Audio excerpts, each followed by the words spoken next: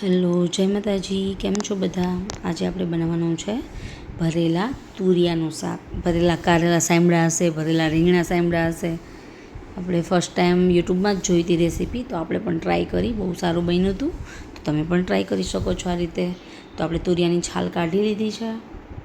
તો અને જો છાલ કાઢીને અંદર ચીરા કરી દીધા છે. એની અંદર આપણે ભરશું આપણો બનાવેલો મસાલો આપણે બનાવ્યો છે તીખા ગાંઠિયા અને તલનો ભૂકો છે. એની સાથે હળદર, મીઠું, મરચું, ધાણા જીરું, કોથમીર અને બસ જે આપણે બેઝિક મસાલો આવે છે રીંગણાનો, એ જ એમાં ભરવાનો છે. અને રાઈ અને જીરુંનો વઘાર કરી લઈએ.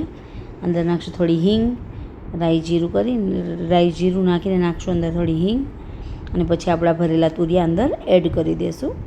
અને એકદમ લો ફ્લેમ ઉપર થોડીવાર માટે એને ચડવા દઈશું. ચડી જાય ત્યાં સુધી એને થોડું હલાવતા ઉછાળતા એને થોડીવાર માટે શેકી લેશું, મસાલાને પણ અને તુરિયાને પણ.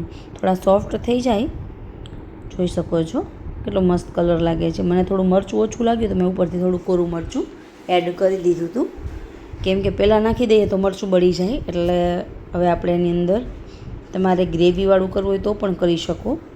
આ જે શાક છે એ ગ્રેવીવાળું પણ બહુ સારું લાગે છે. ઉપરથી જે મસાલો આપણો વધ્યો એ આપણે લાસ્ટમાં એડ કરી દીધો, અને હવે આપણે એને મિક્સ કરી દઈશું. આપણે બનાવ્યું છે આ કુકરમાં, પણ તમે પેનમાં પણ બનાવી શકો, કેમ કે તુરિયા જલ્દી ચડી જાય છે. એટલે પેનમાં પણ બનાવવામાં કોઈ પણ વાંધો નથી, એમાં પણ બનાવી શકો. તો જુઓ કેટલો મસ્ત કલર લાગે છે. આપણા તુરિયા એકદમ મસ્ત ચડી ગયા છે. એકદમ લો ફ્લેમ ઉપર રાખ્યું હતું એટલે મસાલો પણ દાજે નહીં, અને એકદમ સરસ રીતે આપણા તુરિયા પાકી જાય, જોઈ શકો છો. પછી ઉપરથી એમાં આપણે ટમેટાં નાખી શકીએ. ટમેટાના કટકા કરીને ઉપરથી નાખીને પછી તમે એને ચડવા માટે મૂકી શકો. પણ અમે ટમેટામાં યુઝ નહોતા કર્યા, કેમ કે મસાલામાં આપણે એક લીંબુ પણ નાખ્યું હતું. બસ પછી 2 સીટી કરીને આપણું શાક તૈયાર.